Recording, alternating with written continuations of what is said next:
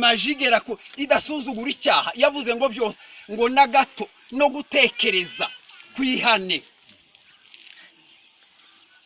Maji yatwigishije ikintu kivuga ngo no gusengana n'umugore wundi n'ahari ugusenga siko kwizaba mubihase kabiri gatatu.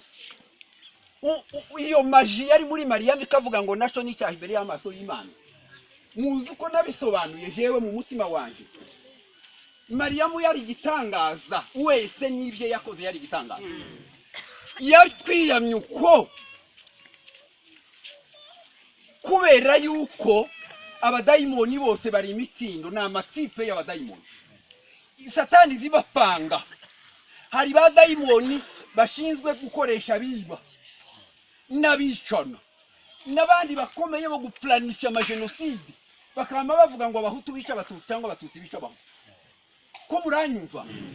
Hakaba n'abadayimoni batera kugambana, abandi batera uburakari.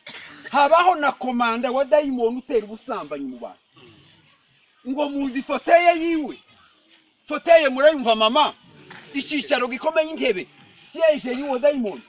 Ngo nahandi abantu babiri badahuje, ahantu umugabo n'umugore badashubatse, nahandi umukobwa n'umuhungu ngo bakunda guhurira bakahahata akarenge, haba naho ko bari ugusenga. Aho niho hari siege y'uwo tipe wa dayimoni. Maji ya Mariya ikamenya uko